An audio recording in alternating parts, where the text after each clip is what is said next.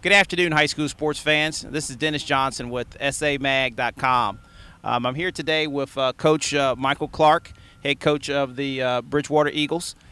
First of all, congratulations, Coach, on 20 years with the Eagles and over 35 years in coaching. That brings some experience within itself. Well, I've always been excited that I remember when I played my first organized football game, I was 13 years old, and the thrill I had in that locker room, even though I really didn't play much that day as a seventh grader, I still get that as a middle-aged man, and I know middle age is a relative term, but there's no question in this business where there's expectations and you need to be successful. I've been blessed to have a great career revolving around a game that I love, and certainly an institution that we've been able to change and grow with in my 20 years here.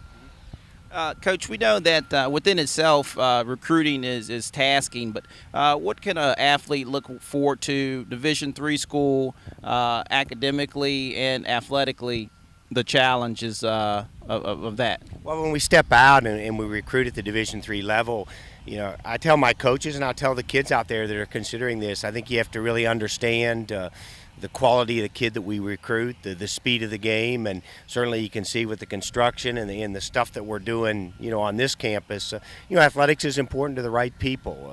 There's an expectation of success that comes at the college level that you have to embrace. By the same token, at the Division III level, as we profile student athletes, and I know you guys are very big on this, we have to ID what they're bringing to the table academically first. There's a lot of scholarshiping that goes on at the Division III level. I'll tell students and parents, don't be scared off the lot by the sticker shock of private education, but by the same token, when you talk about money and making this an affordable option for you to embrace athletics and academics in your college career, it's going to start with where you stand academically, so start doing good work early. Yeah, of course, student athlete MAG says is all. We believe in the student athlete, the total package with that. Looking forward in recruiting years, we're big on in-state recruiting, things like that. What do you think as a head coach, the value of local athletes actually getting to the next level in different programs? Well, I think any time there's scholarshiping that the state of Virginia, pays for kids if they choose to go to a private school in this state. So, roughly 60% of our roster is going to be comprised of in-state students. I think that's probably pretty much the norm, around the ODAC. It's probably even more so, in the public school that's playing Division III football. But I do think the one thing about the college experience at this level, you get a lot of people invested in it. And certainly when you get to share it with people of value in your life, it's a great window in your life. And we try to sell that. It's an experience that really goes beyond this field.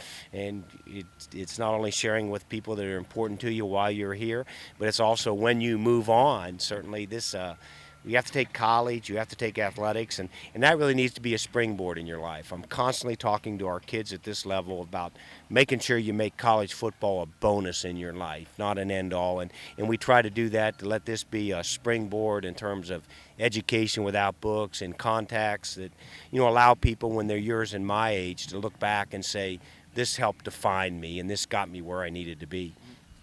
Switching gears just a little bit, Coach. When you're talking about the athleticism of an athlete going from the high school level to a college level, what advice could you give that young athlete to be more prepared as a rookie coming in to get to the next level physically?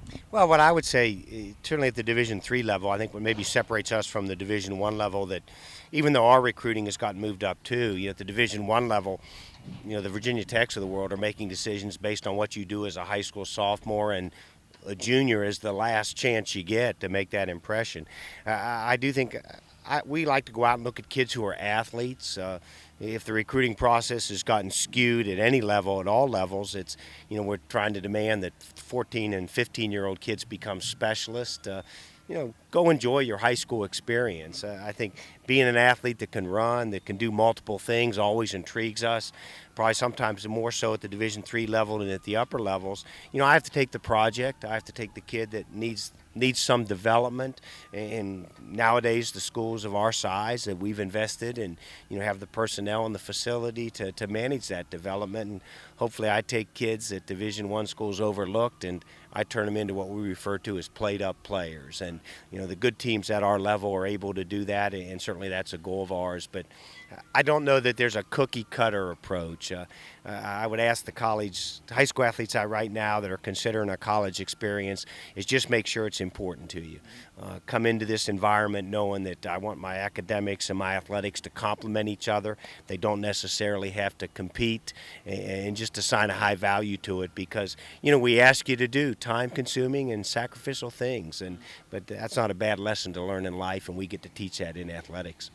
Again, thank you, Coach, and have a great season. Well, I appreciate what you do. I think we've got a great game. We're under fire a little bit, but want all the mothers out there to know that hey, football's safer than it's ever been. It's more public than it's ever been, but it's safer, and it's one of those things that the experience that I had as a high school and as a college athlete, I draw on day to day, and I wouldn't trade. Thanks. And this is another edition of Sidelines. And stay tuned to samag.com for more interviews with head coaches from around the state.